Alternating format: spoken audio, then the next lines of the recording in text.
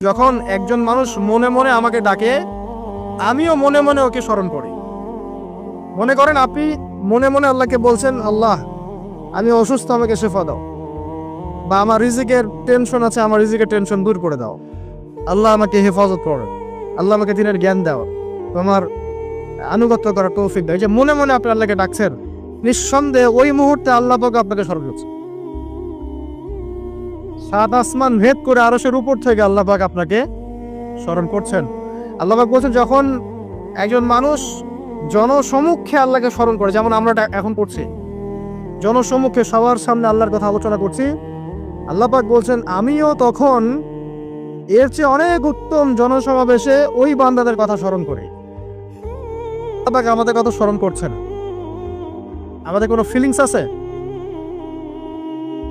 আল্লাহ আমাদের কথা স্মরণ করছেন, ওই যে যুবক ছেলে বসে বসে ফোন টিপছে, কোনো ফিলিংস আছে? মানে মনস্তাত্ত্বিক ভাবে অন্তরে যখন নূর থাকে না, পাপ করতে করতে যখন অন্তরটা কলুষিত হয়ে যায়, কোনো ফিলিংস কাজ করে না। এখন খুন করবে, কোনো ফিলিংস নাই। সুদ খাচ্ছে, কোনো ফিলিংস নাই। জিনা করছে ডেইলি, কোনো ফিলিংস নাই। দেখবেন ঘুষ নিচ্ছে, দুর্নীতি করছে, মানুষের সম্পদ আত্মসাৎ করছে, যারা বলবেন ফিলিংসও নাই, আমি একটা পাপ করছি। কখন এরকম হয় জানেন? যখন এক কথায় যখন মানুষ পাপ করতে করতে করতে করতে, এই যে কলব বলে একটা কথা আছে, এই কলবের উপরে কালো কুৎসিত একটা মরিচা করে যায়, তখন আর ফিলিংস কাজ করে না। তো ফিলিংস কাজ করার বুদ্ধি কি? দুইটা বুদ্ধি আছে। এক, বেশি বেশি কোরআন তেলাওয়াত করা, তাহলে অন্তরের মরিচা দূর হয়ে যাবে ইনশাআল্লাহ। আর দুই হচ্ছে বেশি বেশি মৃত্যুর কথা স্মরণ করা, তাহলে মনের মধ্যে যে কালিমাগুলো আছে আস্তে আস্তে দূর হবে ইনশাআল্লাহ। মৃত্যুর কথা কে স্মরণ করে? এখন মানুষ তো চলাফেরা করে এমন ভাবে যে কোনোদিন মরবেই না। কে স্মরণ করে? যে টেবিলের তল দিয়ে ঘুষ নিচ্ছে, ও স্মরণ করে মৌতের কথা? যে মেয়েটা বোরখা পরে যে ডেটিং করে বেড়াচ্ছে, জেনা করে বেড়াচ্ছে, ও কি মৃত্যুর কথা স্মরণ করে?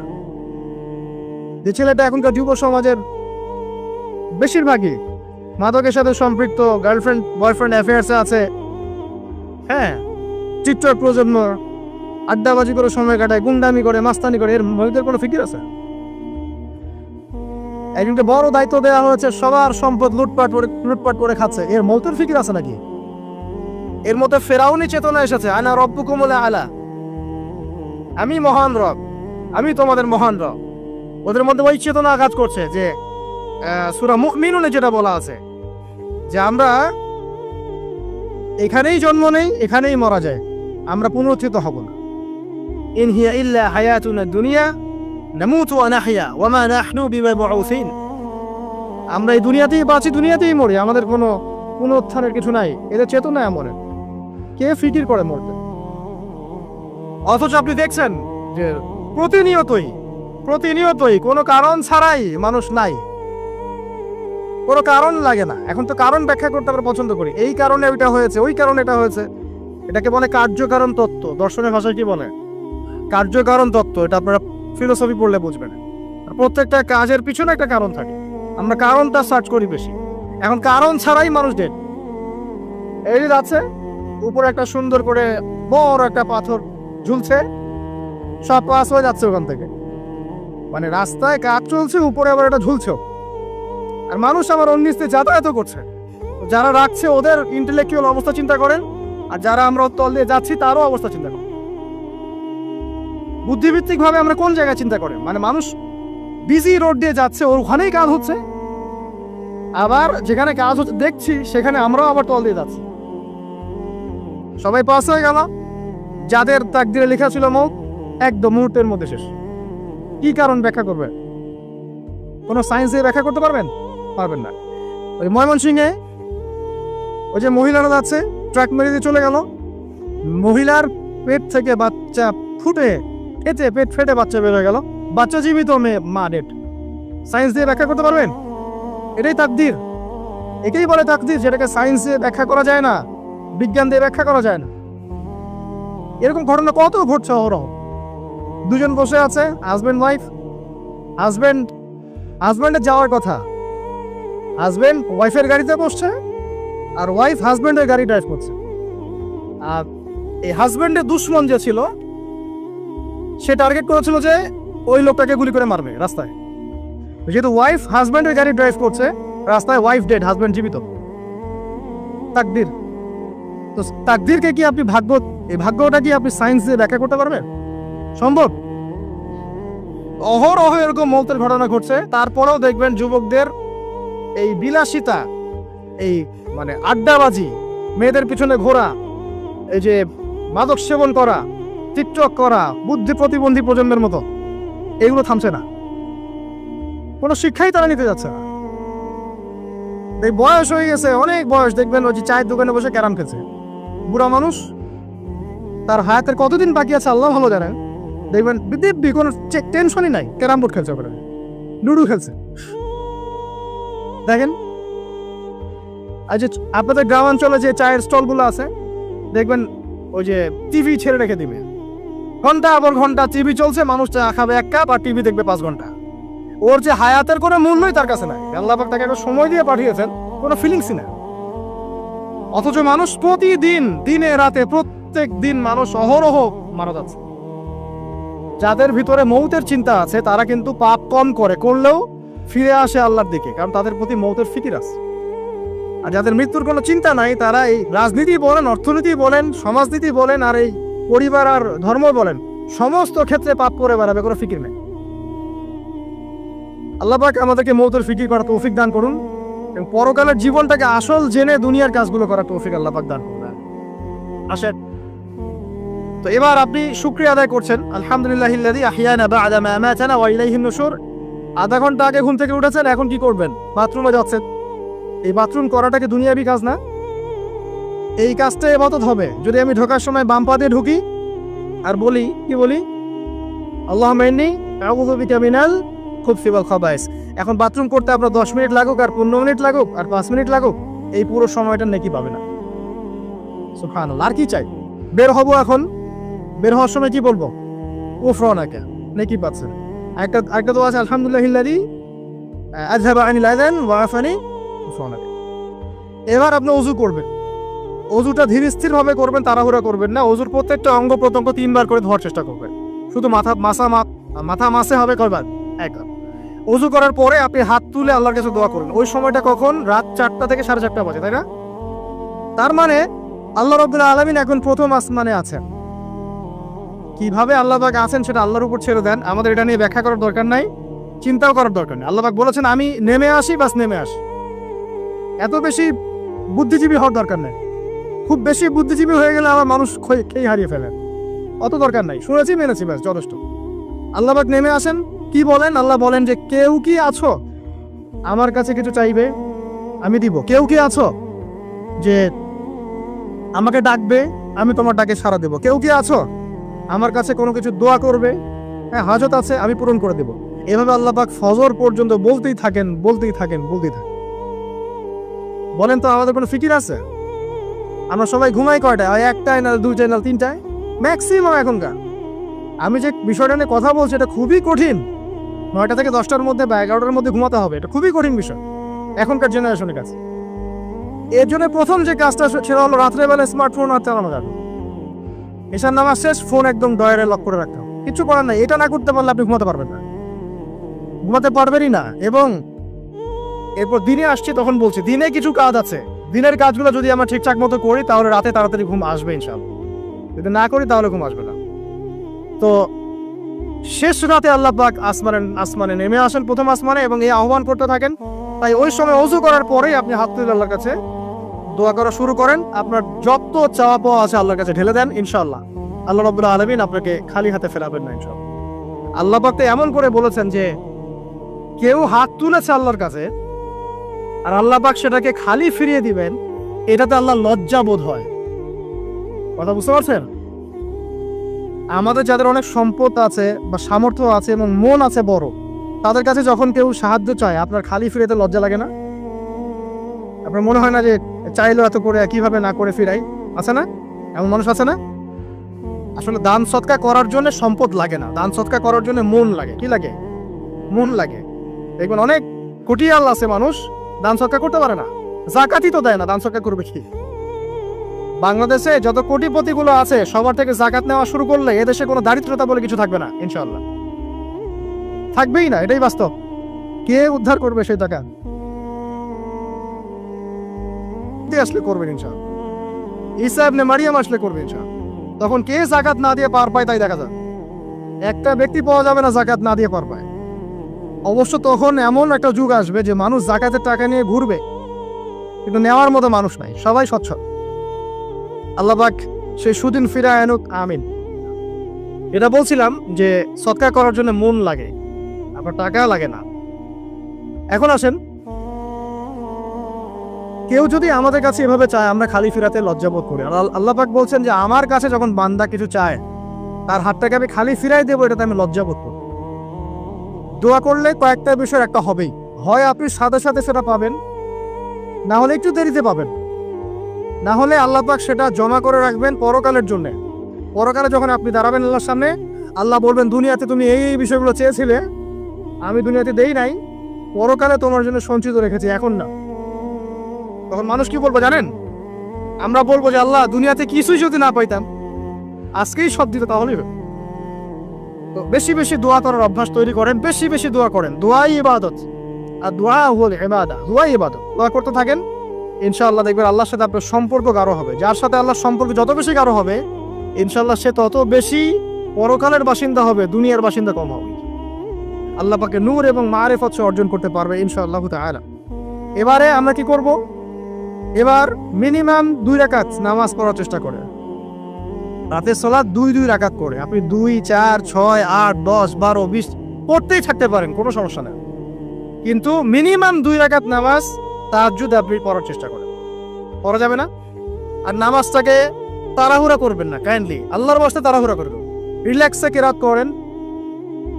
করেন, রুকুতে সময় দেন, সেজদায় সময় দেন, 2 সেজদার মাঝখানে সময় দেন, শেষ বৈঠকে দোয়াগুলো করেন, তারপর ধীর স্থিরভাবে সালাম ফিরান, হাত তুলে দোয়া করেন, সময় দেন। কারণ আমি কি বলছি, সূরা জারিয়াতে 56 নম্বর আয়াতে আল্লাহ পাক বলেছেন দুনিয়াতে পাঠিয়েছি শুধু আল্লাহর ইবাদত করার জন্য। যে কারণে এসেছি, এটাতে এত তাড়া কিসের? অনেক মসজিদে নামাজ পড়লে মনে হয় ইমাম সাহেবকে বলি যে আপনার কি পেশাব পায়খানার চাপ নিয়ে নামাজ পড়ান? এমন অনেক মসজিদে নামাজ পড়েছি, মনে হয় ইমাম সাহেবকে ডেকে একটু কানে কানে বলি যে ভাই আপনার কি পেশাব পায়খানার চাপ আছে? আর 4 রাকাত নামাজ 3 মিনিটে শেষ, 4 রাকাত নামাজ 4 মিনিটে শেষ। এত তাড়াহুড়ার কি আছে? হ্যাঁ, জামাতে নামাজ সংক্ষিপ্ত করতো, তাই বলে কি এত সংক্ষিপ্ত নাকি? রুকু করার টাইম পাওয়া যায় না, সেজদা করার টাইম পাওয়া যায় না? নামাজে ধীর স্থিরতা এবং খুশুটা খুব ইম্পর্টেন্ট। নামাজে কোথায় হাত বাঁধলেন এটা নিয়ে তর্ক না করে, নামাজের একাগ্রতা, মনোযোগ কতটুকু আসছে এটা নিয়ে তর্ক করেন। ভিতরের রুহটাই আসল, আধ্যাত্মিকতাটাই আসল। হ্যাঁ, একজন ভাই হাত বেঁধেছে মনে করেন এখানে, কেউ বেঁধেছে এখানে, এটা নিয়ে ঝগড়া করেন।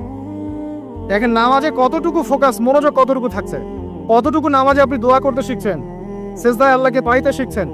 নামাজ পড়ে কি ফিল হচ্ছে যে আমি আল্লাহর সাথে কথা বলছি, আল্লাহ আমার কথা শুনছেন?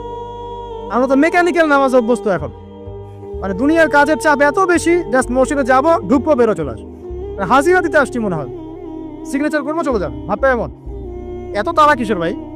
ওমা খালাকতুল জিন্না ওয়াল ইনসা ইল্লা লিয়াবুদুন, শুধু ইবাদত করার জন্যই সৃষ্টি করেছি তোমাদেরকে। তো মসজিদে তো তাড়াহুড়া কেন? রিল্যাক্স থাকেন, মসজিদে রিল্যাক্সে নামাজ পড়েন, সময় নেন। ফজরের নামাজ পড়ার আগে আপনি বাসার থেকে 2 রাকাত সুন্নত পড়ে আসতে পারেন, এটা আরেকটা ভালো আমল। কারণ নবী সাল্লাল্লাহু আলাইহি ওয়াসাল্লাম সুন্নত নামাজগুলো কি করতেন? বাসায় করতেন। এতে বাসার মধ্যে বরকত হবে, শয়তান দূর হয়ে যাবেন সব। এই যে তাহাজ্জুদ, আপনি 2, 4, 8, 10 যত পারেন পড়েন, মিনিমাম 2 রাকাত পড়েন, ধীর স্থিরভাবে পড়েন।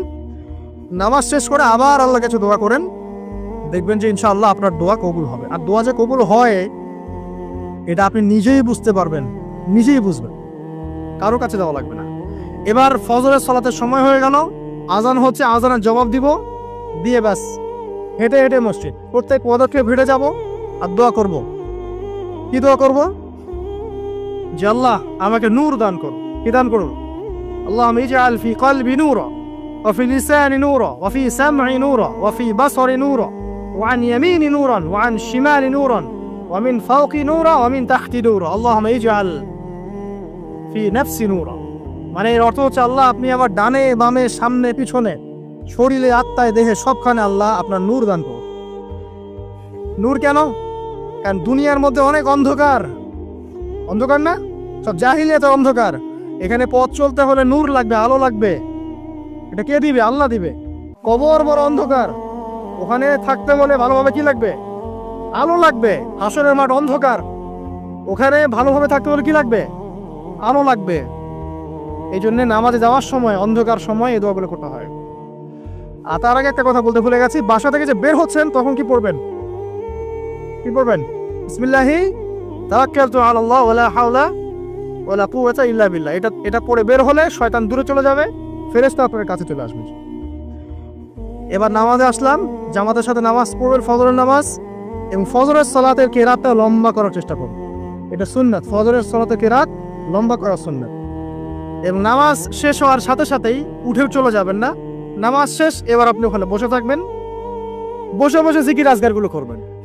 কি কি জিকির করবেন আমি কয়েকটা আপনাদেরকে শিখিয়ে দিচ্ছি, বাকিগুলো আপনারা কিতাব থেকে শিখে নেবেন। সালাম ফিরানো শেষ, প্রথমে একবার আল্লাহু আকবার, তারপর 3 বার আস্তাগফিরুল্লাহ আস্তাগফিরুল্লাহ আস্তাগফিরুল্লাহ। এরপরে পড়বেন আল্লাহুম্মা আনতাস সালাম ওয়া মিনকাস সালাম তাবারাকতা ইয়া যাল জালালি ওয়াল ইকরাম পড়বেন। তারপর আল্লাহুম্মা আইন্নি আলা যিকরিক ওয়া শুকরিকা ওয়া হুসনি ইবাদাতিক। এরপরে পড়তে পারেন আয়াতুল কুরসি, যেটা একটু আগে বলেছি, তাসবিহাত সুবহানাল্লাহ আলহামদুলিল্লাহ আল্লাহু আকবার 33 পরে কালিমা শাহাদা, অথবা 10-10-10ও পড়ার দলিল আছে। এরপরে পড়বেন সুবহানাল্লাহি ওয়া বিহামদিহি আদাদা খালকিহি ওয়া রিদা নাফসিহি ওয়া জিনাতা আরশিহি ওয়া মিদাদা কালিমাতিহি 3 বার, এটা 3 বার।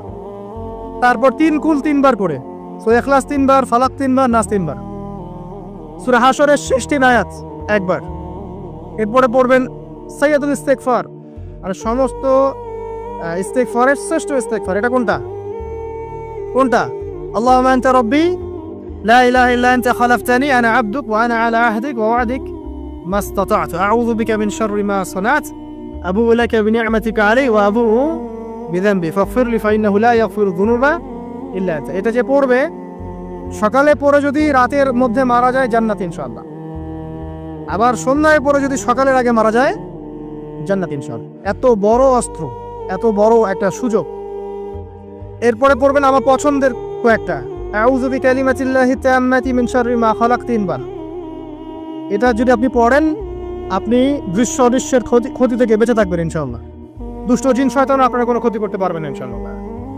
আরেকটা খুবই শক্তিশালী দোয়া আছে, সেটা হলো বিসমিল্লাহিল্লাযী লা ইয়াদুররু মা ইসমিহি শাইউন ফিল আরদ ওয়ালা ফিস সামা ওয়া হুয়াস সামিউল আলিম 3 বার করে। এইটা যে পড়বে, এই যে জিন বলেন, ভূত বলেন, যে পেতনি বলেন, যেগুলো আমরা ভয় পাই, ঠিক আছে, চোখ লাগা বলেন, বদনজর বলেন, যা যা আছে, হিংসুকের হিংসা, কোনো কিছুই আপনার কোনো ক্ষতি করবে না এবং ইনশাআল্লাহ আপনি হঠাৎ মৃত্যুবরণ থেকে বেঁচে থাকবেন ইনশাআল্লাহ। হঠাৎ মৃত্যুবরণ, এটা কিন্তু সবার জন্য নিয়ামত না, এটা সবার জন্য নিয়ামত না।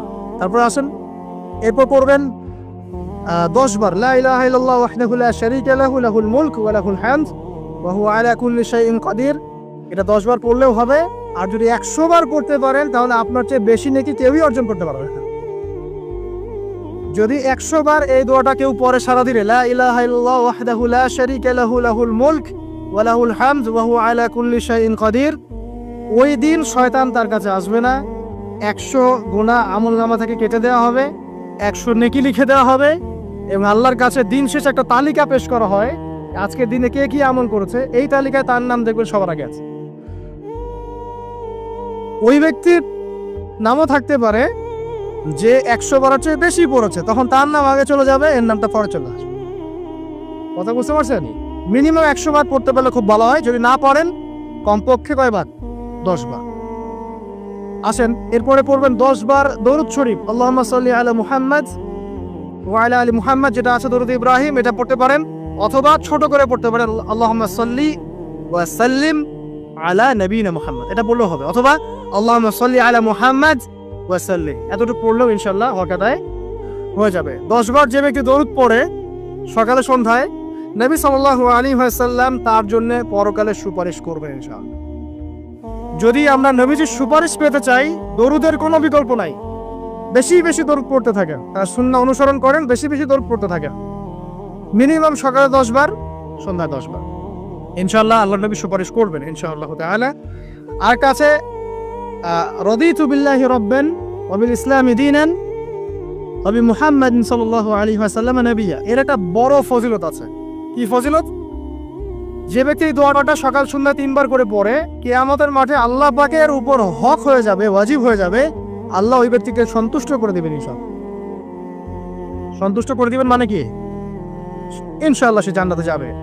আরেকটা আছে, এটা বলে শেষ করি, হাসবি আল্লাহু লা ইলাহা ইল্লাহু আলাইহি তাওয়াক্কালতু ওয়া হুয়া রাব্বুল আরশিল আযীম। এটা পড়তে হবে 7 বার। কয়বার? 7 বার। তাহলে কি হবে? আপনার দুনিয়া আখিরাতের যে চাওয়া পাওয়াগুলো আছে, এর জন্য আল্লাহ পাকই আপনার জন্য যথেষ্ট হয়ে যাবে ইনশাআল্লাহ, কাউকে লাগবে না। এগুলা ফরজ নামাজ মানে ফজরের নামাজ জামাতে পড়ার পরে বসে বসে এইগুলো করতে থাকবেন। যদি দোয়া আগে করা হয়, নামাজের মোনাজাত যেটা হচ্ছে আমাদের সমাজে, এটা যদি আগে করে ফেলা হয়, তাহলে দোয়ার পরে বসে থাকবেন, বসে বসে এগুলো পড়তে থাকবেন। যদি পড়েন, ইশরাকের নামাজটা পড়ে মসজিদ থেকে বের হতে পারে। ইশরাকের নামাজ মানে ফজরের সূর্য উঠে যাওয়ার পরে 2 রাকাত নফল পড়ে যে ব্যক্তি যাবে বাসায়, মানে প্রথমে ফজরের নামাজ জামাতে পড়েছে, জিকির আজকার করেছে, ইশরাকের সময় হয়েছে, নামাজ পড়ে বের হলো, এই ব্যক্তির আমলনামায় একটা কবুল হজের নেকি দেওয়া হবে, একটা কবুল ওমরার নেকি দেওয়া হবে ইনশাআল্লাহ।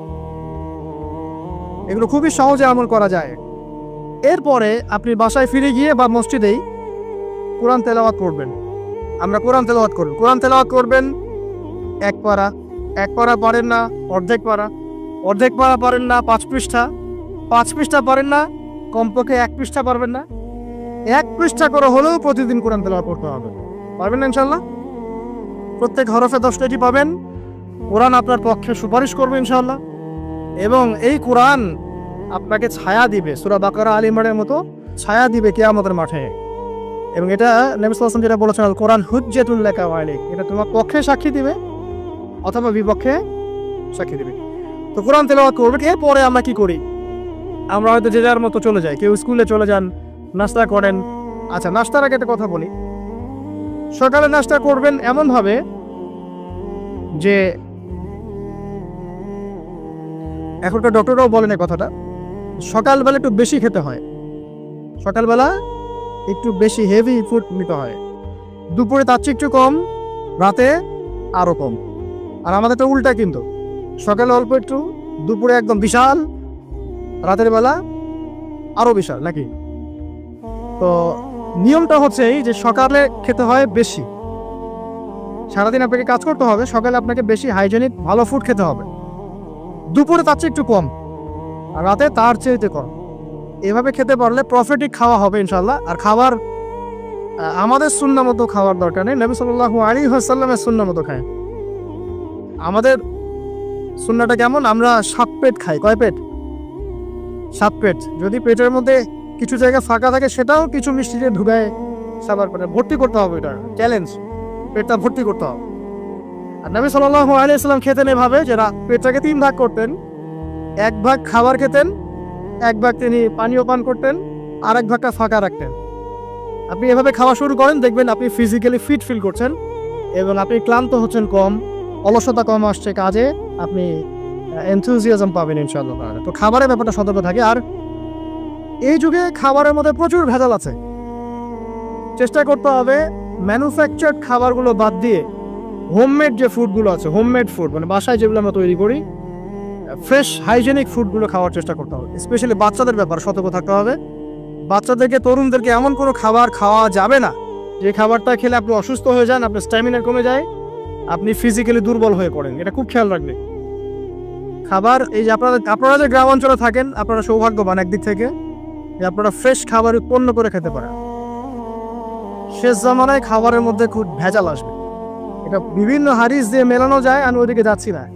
কনক্লুশন বললাম, শেষ জামানায় খাবারে প্রচুর ভেজাল আসবে। তো এই ভেজালগুলো থেকে দূরে থাকতে হলে আমাদেরকে হাইজেনিক ফুডের দিকে ফোকাস করতে হবে এবং প্রোডাক্ট খাবার উৎপন্ন করে খেতে পারলে খুব বেশি ভালো হয়, না পারলে রুট লেভেল থেকে খাবার নিয়ে আসতে হবে।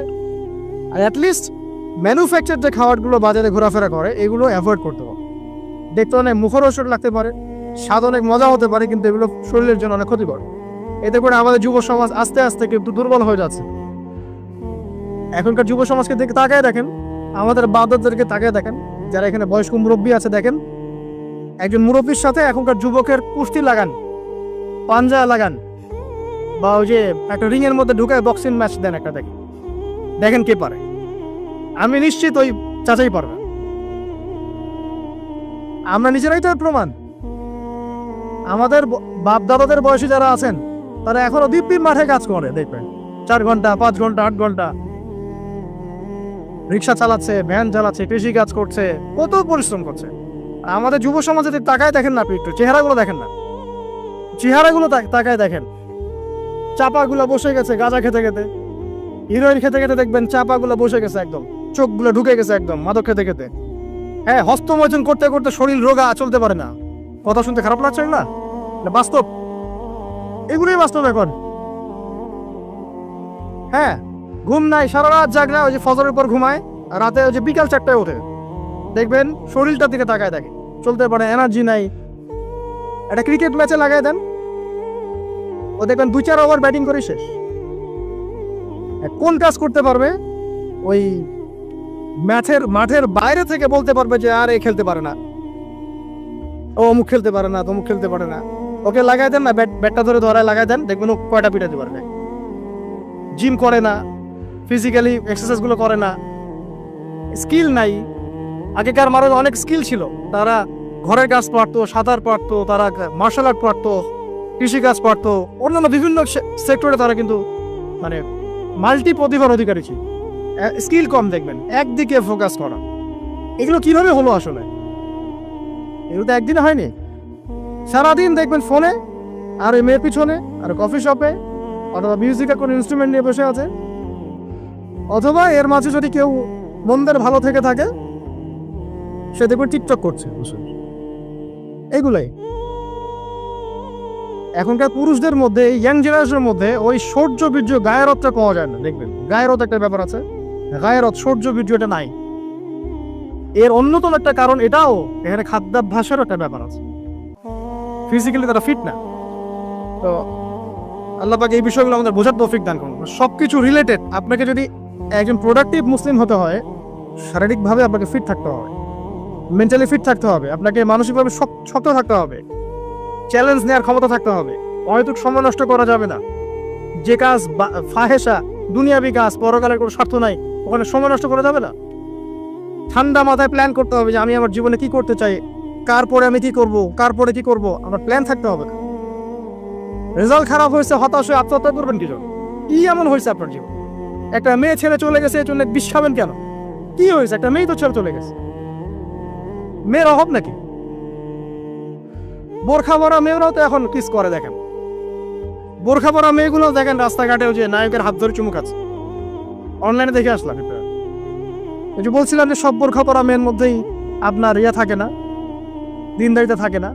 সব বোরখা পরা মেয়ের মধ্যেই কিন্তু দিনদারিতা থাকে না। বোরখা থেকে পাগল হওয়ার দরকার নেই এত। এবং সে বলছে আমার জীবন সার্থক। মানে একজন গায়রে মাহরাম ব্যক্তিকে, ফিল্ম স্টার একজন গায়রে মাহরাম ব্যক্তি, তাকে সে হাত ধরে চুমু খেয়ে বলছে তার জীবন সার্থক। তাহলে কোন প্রজন্ম লালন করে কবরে যাচ্ছে ওরা চিন্তা করেন একটু। এখন আশ্চর্য একটা বিষয়। আর এগুলো আমরা প্রমোট করছি অনলাইনের মধ্য দিয়ে। যে কোনো অনলাইনে দেখবেন এটা চলছে রাতারাতি। মানে এগুলো উস্কানো হচ্ছে। আমাদেরকে শোনেন, আমাদেরকে এগুলো এইসব পাপের মধ্যে এমনভাবে নিয়ে আসা হচ্ছে যে মনে হচ্ছে এগুলো স্বাভাবিক। এক সময় একটা মেয়ে যদি রেপ হতো, মানুষের মাথা ব্যথা শুরু হয়ে যেত, অফিস আদালত এবং কোর্ট কাছারি করে একাকার করে ফেলতাম। এখন রেপ হতে হতে হতে হতে মনে হয় এটা স্বাভাবিক। আগে একটা মানুষ মদ পান করলে তার মধ্যে একটা ফিলিংস থাকতো আমি খারাপ কাজ করছি। এখন এই মদকে প্রমোট করতে করতে মদটাকে এত ইজি করে ফেলা হচ্ছে, মনে হচ্ছে স্বাভাবিক বিষয়। মানুষ খুন করাটা, আগে একটা মানুষকে খুন করলে মানুষ মনে হতো যেটা এটা বিশাল পাপ, একটা সমাজের মানুষ ওর দিকে খারাপ চোখে তাকা থাকতো। আর খুন হতে হতে হতে মানুষ মিডিয়াটাকে প্রমোট করছে, করতে করতে নর্মাল। এই পাপগুলোকে নর্মাল করে ফেলা ট্রেন্ডটা মিডিয়ার মধ্যে দিয়ে করা হয়েছে, স্বাভাবিকভাবে নেওয়া হচ্ছে সবকিছু। গার্লফ্রেন্ড বয়ফ্রেন্ড অ্যাফেয়ার্সকে আগে মানুষ লুকায় লুকায় করতো, চিঠি দিলেও লুকায় লুকায়, যেটা কেউ জানতে না পারে। এখন ওপেন রাস্তায় সব, মানে এটা নর্মাল করে ফেলা হচ্ছে। আরো যে কি হবে সামনে আল্লাহ ভালো জানেন। সুবহানাল্লাহ। যারা বড় বড় শহরগুলোতে থাকি তাদের তো মানে দিন শুরু হয় আল্লাহর নাফরমানি দিয়ে, আর রাত আসে মানুষের গজব দিয়ে, মানুষের অভিশাপ দিয়ে। মেয়েরা আগে যদি বেপর্দায় চলতো লজ্জা করতো, একটা লজ্জাবোধ ছিল, যে একটা লজ্জা লাগতো যে না আমি খারাপ ভাবে চলছি, মানুষ আমাকে দেখছে কেমন লাগছে। এখন দেখবেন ও গেঞ্জি পরে হাঁটছে, মানে ফিলিংস নাই, স্বাভাবিক নর্মাল করে ফেলা হচ্ছে এগুলো সবকিছু। ছোট ছোট মেয়েগুলো করা হচ্ছে, ছোট ছোট বাচ্চা মেয়ে। এই জামানার কথাই নবীজি বলছেন সাল্লাল্লাহু আলাইহি ওয়াসাল্লাম, তোমাদের সামনে এমন একটা যুগ আসছে, নবীজি বলছেন জামানা সবরিন, কঠিন জামানা, যে জামানায় ঈমান নিয়ে চলাটা হবে হাতের মধ্যে আগুন নিয়ে চলার মতো। নবীজি বলছেন ওই সময়ে সাহাবী জিজ্ঞাসা করছেন, ইয়া রাসূলুল্লাহ, আমি ওই সময় কি করব? ওই সময় আমি কি করব, আমাকে কি পরামর্শ দিচ্ছেন? নবী সাল্লাল্লাহু আলাইহি ওয়াসাল্লাম বলছেন, হে আমর ইবনে আস, তুমি ওই সময় বাড়িতে অবস্থান করো, বাসায় থাকো, বিনা প্রয়োজনে বাড়ির বাইরে এসো না। ওই সময় তুমি নিজের পাপের জন্য আল্লাহর কাছে ক্রন্দন করতে থাকো, বিনা প্রয়োজনে বাড়ি থেকে বের হয়েও না। আর মানুষের সাথে এত বেশি মেলামেশা করো না, নিজে তোমার আমল, তোমার গুনাহ নিয়ে ব্যস্ত থাকো, তোমার পাপের জন্য আল্লাহর কাছে কান্নাকাটি করো, ইনশাআল্লাহ তুমি নাজাত পেয়ে যাবে। এটা একটা অপশন, মানে ফিতনাময় পরিবেশে আপনি কিভাবে বাঁচবেন, এটা একটা অপশন। আরেকটা হাদিসে কি নবী সাল্লাল্লাহু আলাইহি ওয়াসাল্লাম বলছেন যে যখন এমন ফিতনাময় পরিবেশ আসবে, তখন যদি তোমরা এই আমর বিল মারুফ নাহি আনিল মুনকার, সৎ কাজের আদেশ, অসৎ কাজের নিষেধ, আমার সুন্নতের উপর অটল থাকতে পারো, তাহলে তোমরা 50 জন শহীদের নেকি পাবে। সাহাবায়ে কেরাম বলছেন, ইয়া রাসূলুল্লাহ, আমিনহুম আও মিন্না, তাদের মধ্যে 50 জন নাকি আমাদের মধ্যে 50 জন শহীদ? নবী করিম সাল্লাল্লাহু আলাইহি ওয়াসাল্লাম বলছেন, বাল মিনকুম, বরং তোমাদের মধ্যে 50 জন শহীদ। এটা অপশন নাম্বার 2। এক কি বললাম, আপনি নিজেকে নিয়ে ব্যস্ত থাকেন, আশায় থাকেন, বিনা প্রয়োজনে বাড়ি থেকে বের হবেন না, মানুষের সাথে কম মেলামেশা করেন এবং নিজের পাপের জন্য আল্লাহর কাছে কান্নাকাটি করেন, নিজের আমল নামা নিয়ে ব্যস্ত থাকেন, ইনশাআল্লাহ নাজাত পাবেন। 2 নাম্বার, যদি আপনার কাছে আরো বেশি যোগ্যতা থাকে এবং আপনি আরো বেশি সাহসী হন এবং আপনি উম্মার, দেশের জনগণের কল্যাণ কামনা করেন, তাহলে অন্যদেরকেও এই ফিতনাময় পরিবেশে টিকে থাকার ফর্মুলা বলে দেন। এখানে সবর করেন, আমর বিল মারুফ নাহি আনিল মুনকারের কাজ করেন, আল্লাহ পাক আপনাকে ইনশাআল্লাহ 50 জন শহীদ সাহাবী নেকি দিবেন সব। আরো অপশন আছে। কি অপশন? ওই যে আসহাবুল কাহফ কি করেছিল, একটা ফিতনাময় পরিবেশ থেকে নিজেরা আস্তে করে সরে গিয়েছে। যখন আপনি পরিবেশকে পরিবর্তন করতে আর পারছেন না, দাওয়াত দিয়েও কোনো কাজ হচ্ছে না, মানুষ কথাও শুনছে না, জুলুম নির্যাতন বাড়তেই আছে, টিকে থাকা মুশকিল, তখন তাদের হিসাবের দায়িত্ব আল্লাহর উপর ছেড়ে দেন, আপনি ওখান থেকে ডিসকানেক্টেড হয়ে যান। এটা একটা অপশন। এই অপশন বেছে নিয়েছিল ইব্রাহিম আলাইহিস সালাম, তার বাবাকে বুঝিয়েছেন, কাজ হয়নি, চলে গেছেন। এই অপশন বেছে নিয়েছিল আসহাবুল কাহফ, সবাইকে বোঝাচ্ছে কাজ হচ্ছে না, তার রাস্তায় করে চলে গিয়ে গুহার মধ্যে রাত কাটানো শুরু করেছে। এমনও হাদিস পড়েছি আমি, যে ফিতনাময় পরিবেশে সবচেয়ে সৌভাগ্যবান হবে ওই শ্রেণীর মানুষ যারা দেখা যাবে যে পাহাড়ি কোনো এলাকায় বা দূরবর্তী কোনো জায়গায় বসবাস করছে, যেখানে বৃষ্টিপাত হয়, গরু, ছাগল, মেষ, বকরি এগুলো নিয়ে ওখানে চড়ায়, যখন আজানের সময় হয়, নামাজের ওয়াক্ত হয়, আজান দেয়, নামাজ পড়ে, দুনিয়ার ফিতনা থেকে এরা দূরে আছে, এরা সফল। এমনও হাদিস আছে। হয়তো আপনার কাছে মনে হচ্ছে না এখনো ওই যুগ আসে নাই, কিন্তু আমি আপনাকে বলে দেই যে কোরআন এবং সুন্নাহর চোখ দিয়ে যদি আপনি দেখতে শেখেন এবং বর্তমান বিশ্বের প্রেক্ষাপটটা অ্যানালাইসিস করার যোগ্যতা আপনি অর্জন করেন কোরআন সুন্নাহর চোখ দিয়ে, আপনি বুঝতে পারবেন সেই সময় অনেক আগেই চলে এসেছিল। এখন ফিতনা এবং ফাসাদময় এই পরিবেশে আমরা কি করতে পারি, ছোট স্কেলে, বড় স্কেলে না, ছোট স্কেলে। আমি আজকে বড় বিষয় নিয়ে কথা বলতে আসি না, কারণ আমি চিন্তা করলাম যে আসলে প্রথমে যদি ব্যক্তিকেন্দ্রিক বিষয়টা ঠিক না হয়, বড় বিষয়ে আলোচনা করে কোনো লাভ নাই। আগে ব্যক্তি যদি ঠিক না হয়, বড় বিষয়ে আলোচনা করে আসলে কোনো লাভ নাই, আপনারা বুঝবেনও না, মাথার উপর দিয়ে চলে যাবে। এখন গ্লোবাল অ্যাফেয়ার্স নিয়ে কথা বলে খুব একটা ফায়দা নাই আপনাদের। এখন ইকোনমিক পুরো এই সুদভিত্তিক সিস্টেম আপনি চেঞ্জ করতে পারবেন না, এবং পুরা যে তাগুতি ব্যবস্থা আপনি চেঞ্জ করতে পারবেন না। আপনি কি করতে পারবেন? আপনি নিজেকে পরিবর্তন করতে পারবেন, আপনার পরিবারকে পরিবর্তন করতে পারবেন।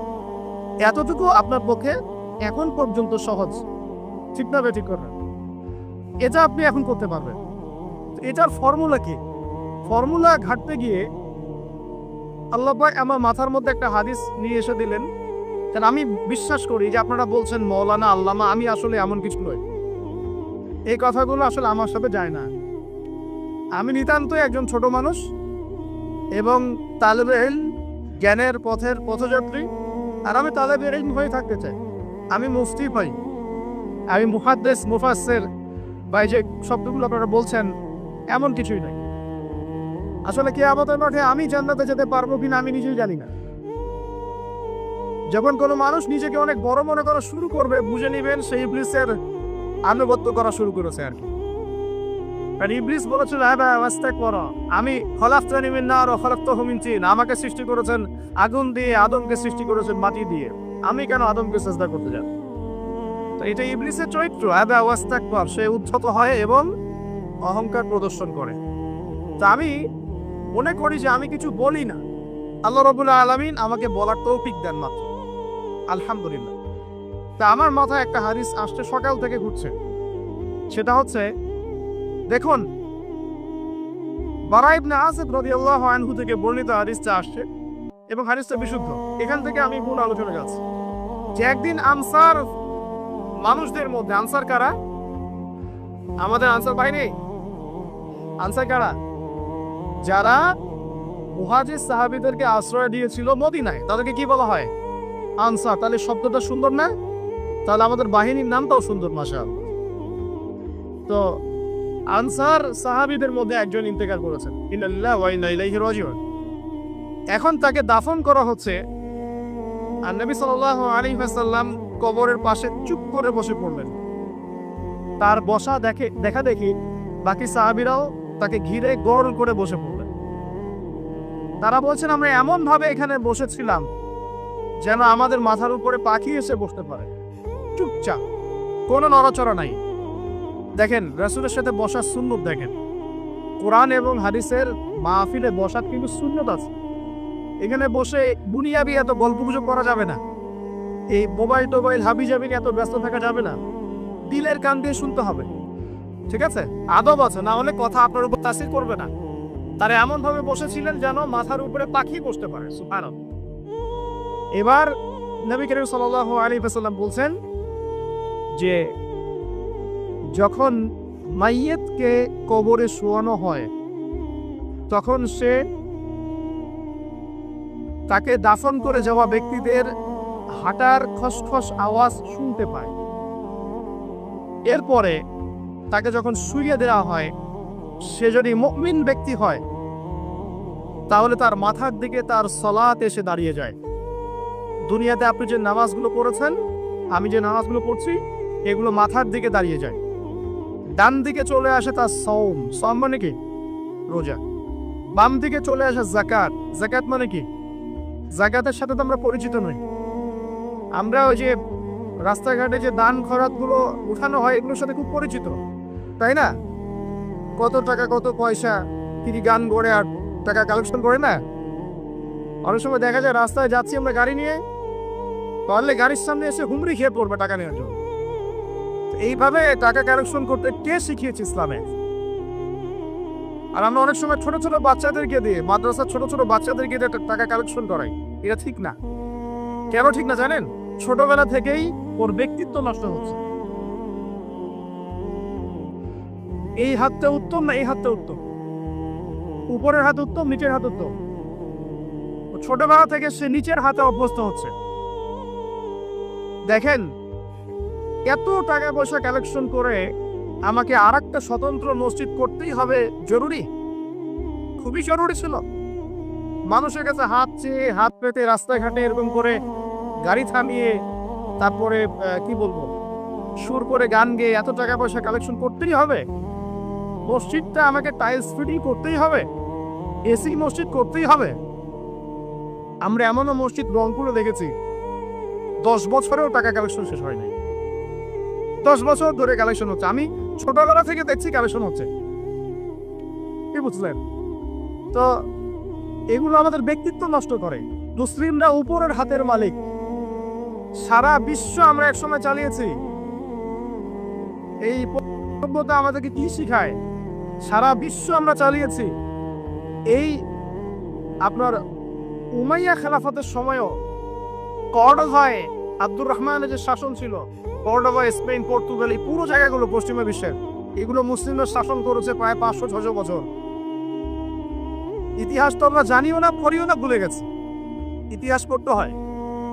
হিস্ট্রি ঘাটলে দেখবেন রাসূল সাল্লাল্লাহু আলাইহি ওয়াসাল্লামের 23 বছরের নববী যুগ, স্বর্ণযুগ, তারপর আবু বকর সিদ্দিকের খেলাফত, তারপর উমর ইবনে খাত্তাবের খেলাফত, আবু বকর সিদ্দিকের 2 বছর বা 2.5 বছর, উমর রাদিয়াল্লাহু আনহুর প্রায় 10 বছর, তারপর উসমান রাদিয়াল্লাহু আনহুর 12 বছর, আলী রাদিয়াল্লাহু আনহুর প্রায় 2-2.5 বছর, তারপরে হাসান রাদিয়াল্লাহু আনহু 6 মাস, এরপরে উমাইয়া খেলাফত শুরু হলো মুয়াবিয়া রাদিয়াল্লাহু আনহু হাতে প্রায় 20 বছর। উমাইয়ারা শাসন করেছে প্রায় 90 থেকে 100 বছর। তারপর জাব নদীর যুদ্ধে উমাইয়া আব্বাসী ওরা একে অপরের সাথে যুদ্ধ করেছে, পরে উমাইয়ারা পরাজিত হয়ে আব্বাসীরা ক্ষমতায় গিয়েছে। ক্ষমতায় গিয়ে তারা প্রায় শাসন করেছে প্রায় 550 বছর। এদিকে উমাইয়াদের মধ্যে যারা পরাজিত হয়েছে ওরা চলে গিয়ে কর্ডোভা, আন্দালুসিয়া, ওইদিকে খেলাফত কায়েম করেছে। তারপরে আবার এদিকে ফাতেমি খেলাফত ছিল, উসমানীয় খেলাফত ছিল, তারপরে মিশরে তুরুনি একটা রাজবংশ ছিল, আমাদের সাবকন্টিনেন্টে মোগলরা ছিল, সারা বিশ্বে আমরাই ছিলাম। ইতিহাস তো ভুলে গেছে। তা আমরা সবসময় উপরের হাত ছিলাম, উপরের হাত আমরা দিতাম, মানুষ নিত।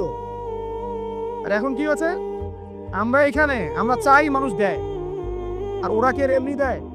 ওরা চড়া সুদ দিবে না? ওয়ার্ল্ড ব্যাংকে যান লোন নিতে, চড়া সুদ। আর এই সুদ শোধ করতে গিয়ে বিভিন্ন দেশ শ্রীলঙ্কা হয়ে যাচ্ছে।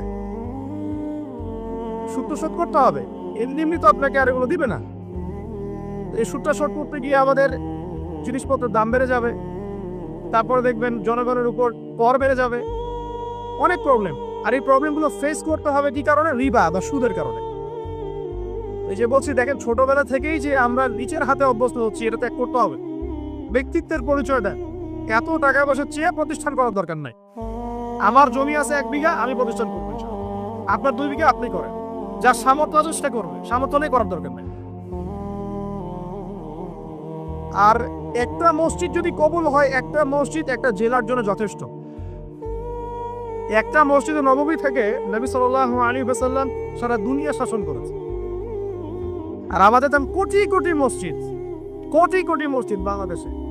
এই যুগের কথাও নবীজি বলেছেন, যে যুগে মসজিদগুলো চাকচিক্যময় হবে, মসজিদগুলো কি হবে? চাকচিক্যময় হবে, হেদায়েত উঠে যাবে, এবং মসজিদের মধ্যে সরগোল হট্টগোল বেড়ে যাবে। দেখেন না মসজিদে হট্টগোল বেড়ে গেছে না? এটা সেই যুগ। তো যেটা বলছিলাম প্রিয় ভাইরা, যে নিচের হাতে অভ্যস্ত না, উপরের হাতে অভ্যস্ত হতে হবে। এই কারণে এই যে একটা হাদিসের কথা শুরু করলাম, যে আনসার সাহাবী কারা ছিল, যারা মুহাজির সাহাবীদেরকে আশ্রয় দিয়েছে। এখন এই সাহাবীদের মধ্যে একজন ইন্তেকাল করেছে, তার লাশ যখন রাখা হচ্ছে তখন নবীজি বলছেন, মাথার দিকে মাইয়েতের আসে কি? সালাত। সালাত মানে কি? নামাজ। 5 ওয়াক্ত নামাজ আজকে থেকে ছাড়বেন? ওয়াদা করেন আজকে থেকে 5 ওয়াক্ত নামাজ ছাড়বো না ইনশাআল্লাহ। একটা হাদিস খালি বলি, মান তারাকা সালাতান মুতাআম্মিদান ফাকাদ কাফারা।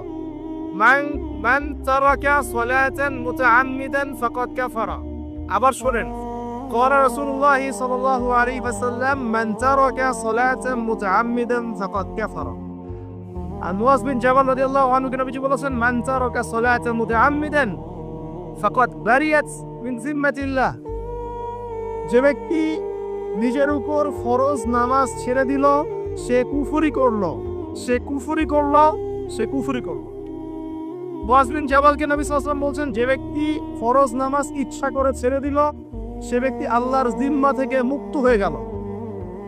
নামাজ ছাড়বেন প্রিয় ভাই, 5 ওয়াক্ত নামাজ জামাতের সাথে ইনশাআল্লাহ। আল্লাহ আমাকে তৌফিক দেয়, আপনাদের সবাইকে তৌফিক দান করুন। জামাত যদি না পান, একা পড়ে নেবেন, ঠিক আছে? যদি ঘুমিয়ে থাকেন, ঘুম থেকে উঠে পড়বেন। ভুলে গেছেন, যখন মনে হবে তখন পড়বেন। অজু করার পানি নাই, কি করবেন? তায়াম্মুম করবেন। তায়াম্মুমেরও কিছু নাই, আপনার কোনো কাপড়ই নাই, সতর ঢাকার কোনো কাপড়ই নাই, কি করবেন? বসে বসে নামাজ পড়বেন, ওই অবস্থাতেই। এটা কোনো মাফ নাই।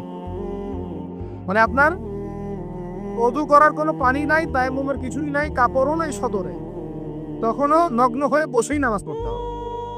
মাফ নাই। যখন শোয়ানো হবে মাথার দিকে কি থাকবে? সালাত। তাহলে আমরা যারা ফরজ সালাত এখন আদায় করছি না, আজকে তওবা করেন, বলেন আস্তাগফিরুল্লাহ আল্লাযী লা ইলাহা ইল্লা হুয়াল হাইয়ুল কাইয়্যুম ওয়া আতুবু ইলাইহি। হে আল্লাহ, আমরা তওবা করছি, সারা জীবনে যত নামাজ পড়ি নাই, এই সমস্ত নামাজ না পড়ার পাপ থেকে তোমার কাছে তওবা করছি। ঠিক আছে, এটা আস্তাগফিরুল্লাহর অর্থ নয়, আমি বাংলায় বললাম। আর যদি নামাজ কাজা করে আদায় করে দিতে পারেন আলহামদুলিল্লাহ, খুবই ভালো হয়। যদি নাও পারেন তাও এখন থেকে আর কোনো নামাজ বাদ দিয়ে না, আর বেশি বেশি নফল নামাজ পড়ার চেষ্টা করেন।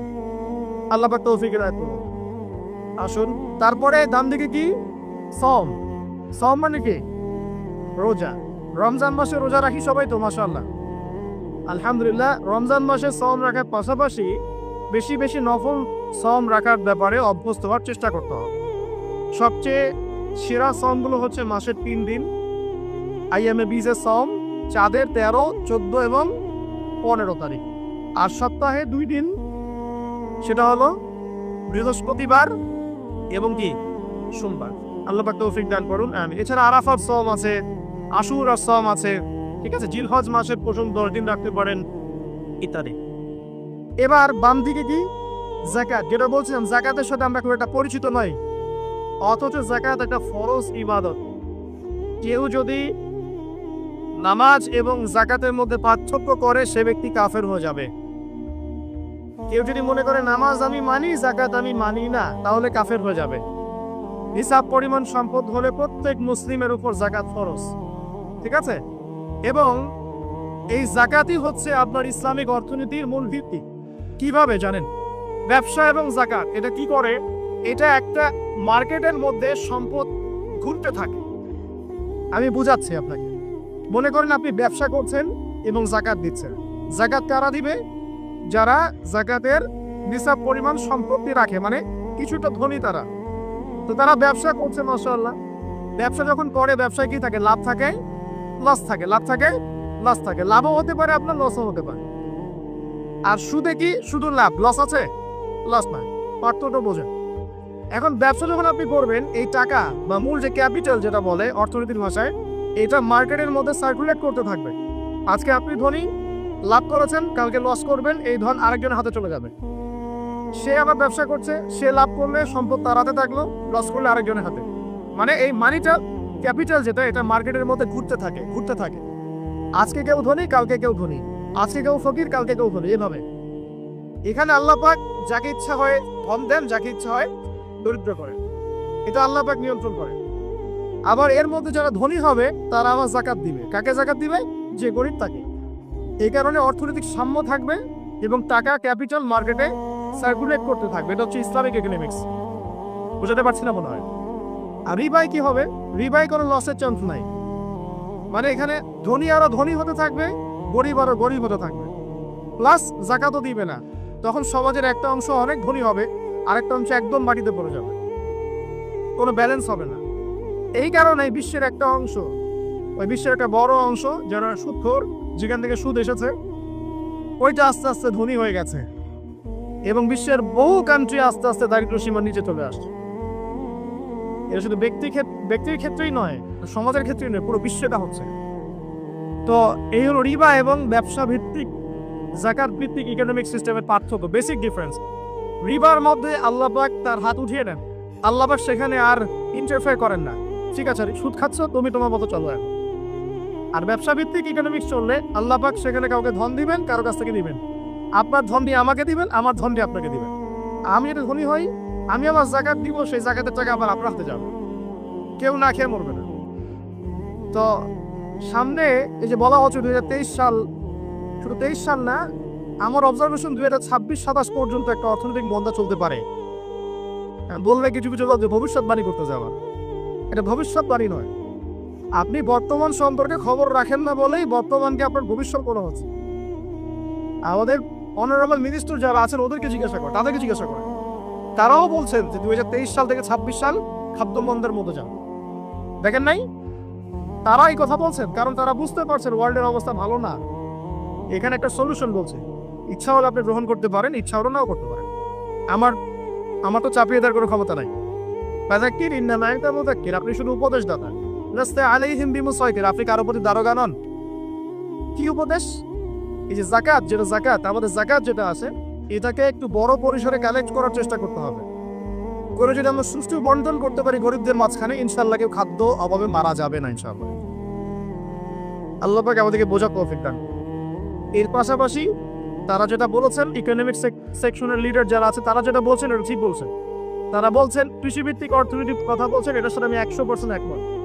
বাট আল্লাহ পাকের কোরআন, এই কোরআনের মধ্যে বেশিরভাগ যে অর্থনীতির কথা এসেছে তা হচ্ছে কৃষিভিত্তিক অর্থনীতি। এটা কি জানেন? হয়তো জানেন না। কোরআনে যত ইকোনমিক সিস্টেমের কথা আসছে তার মধ্যে সবচেয়ে বেশি এসেছে কৃষিভিত্তিক অর্থনীতির কথা, তারপর ব্যবসা এবং যাকাত। অতএব তারা ঠিকই বলেছেন, দেশের যারা ইকোনমিক সেকশনে গবেষণা করছেন তারা ঠিক কথাই বলেছেন যে কৃষিভিত্তিক অর্থনীতি হচ্ছে আমাদের অর্থনৈতিক মন্দা দূর করার অন্যতম উপায়। ঠিক বলেছেন, আমি একমত। তো যাকাত যেটা কথা বলছি না, বাম দিকে যাকাত আসবে, তো যাকাত আমরা দিব তো ইনশাল্লাহ ভাই। যাদের শোনেন, বাংলাদেশে এমন অনেক শিল্পপতি আছে যাদের একজনের যাকাতের টাকা দিয়ে একটা গ্রাম চলতে পারে।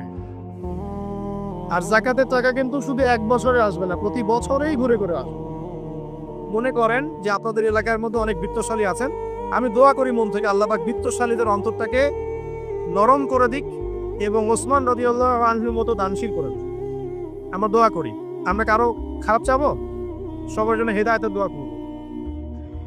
টাকা থাকতে তো সমস্যা নাই, কিন্তু টাকা থেকে যদি উসমান রাদিয়াল্লাহু আনহু মতো হতে না পারলাম তাহলে সমস্যা। টাকা থাকতে কোনো সমস্যা নাই, ধন আপনাকে আল্লাহ দিতেই পারে।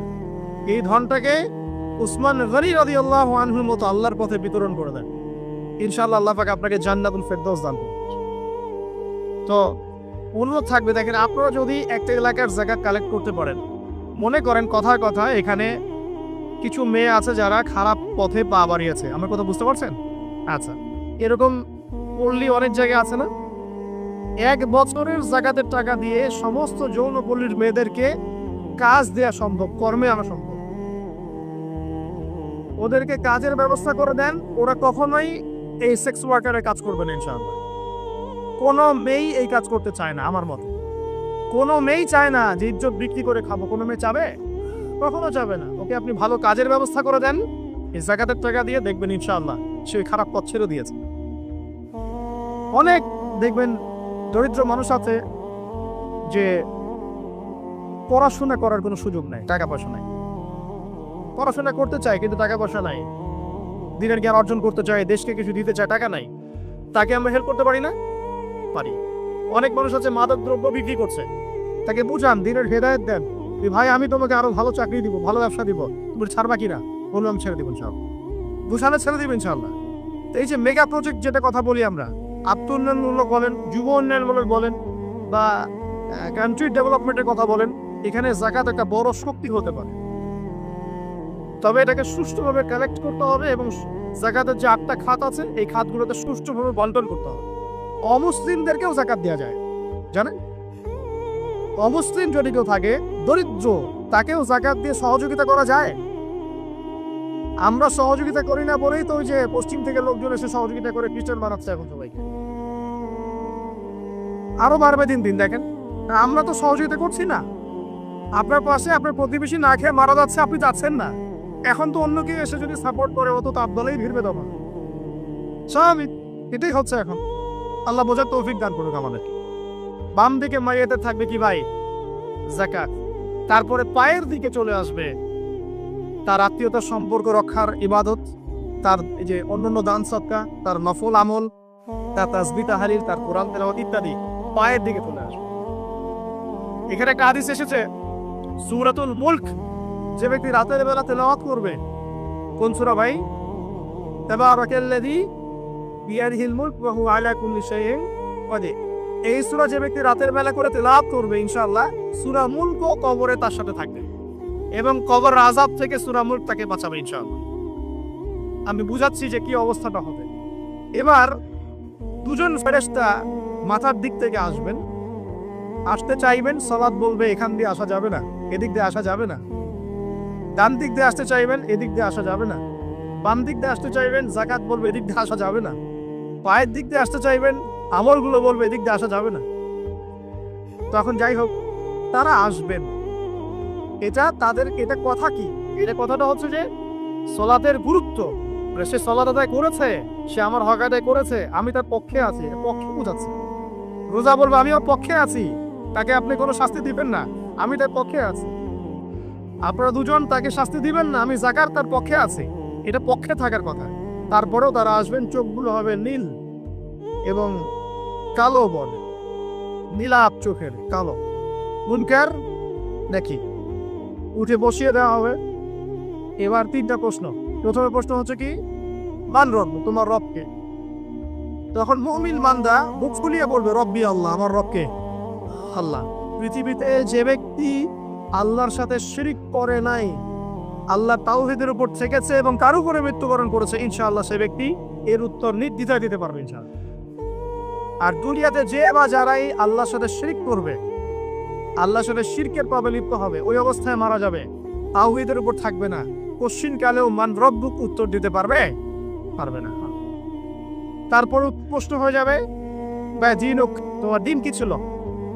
মুমিন বান্দা উত্তর দিবে কি, দিন ইয়াল ইসলাম, আমার দিন ছিল ইসলাম। এখানে শুনে রাখেন, পৃথিবীতে যারা ইসলামকে পরিপূর্ণরূপে পালন করবে তারাই এই উত্তর দিতে পারবে ইনশাআল্লাহ। যারা ইসলামকে ঠাট্টা বিদ্রুপের হাসি তামাশার পাত্র বানিয়েছে, মন চাইলে কিছু করি, মন চাইলে কিছু করি না, সহজ গুলো একটু আমল করি, বাকি কিছুর আমল ধারি না, হ্যাঁ, নামাজ পড়ি, সুদ ছাড়তে পারি না, ঠিক আছে, বছর বছর উমরা করি, এদিকে ঘুষ দুর্নীতি ছাড়তে পারি না, ইসলামকে ঠাট্টা তামাশার পাত্র বানিয়েছে, এরা কোশ্চিন কেন উত্তর দিতে পারবে না। মা দিলে পরিপূর্ণরূপে ইসলামে প্রবেশ করতে বলেছেন আল্লাহ রাব্বুল আলামিন। যারা পরিপূর্ণরূপে ইসলামে প্রবেশ করবে এবং ইসলামের প্রতিটা মৌলিক বিধান মেনে চলবে, ইনশাআল্লাহ তারা এর উত্তর দিতে পারবে।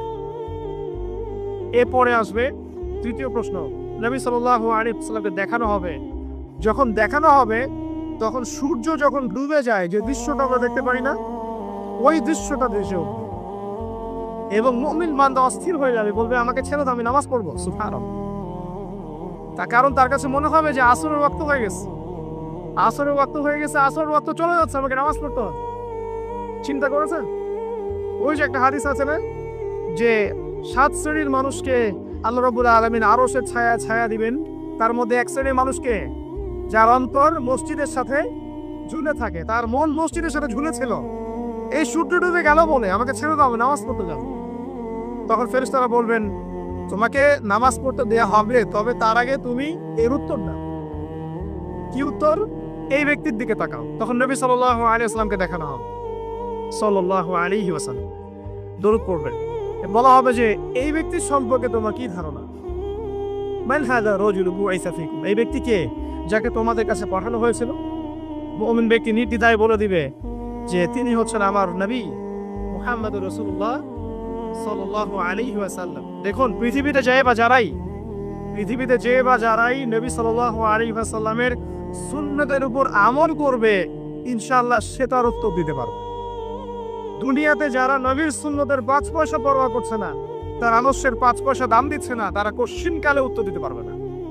নাম হতে পারে আব্দুর রহমান, আব্দুর রহিম, নবীর সুন্নতের ধান ধারে না, তারা উত্তর দিতে পারবে। নবীর সুন্নতের গুরুত্ব কত গভীর, এটা আমাদেরকে এখান থেকে বুঝতে হবে। তাই প্রিয় যুবক ভাইরা, মুসলিম ভাইরা, আমাদের জীবনটাকে নবীর আদর্শ এবং সুন্নতে ঢেলে সাজাতে হবে।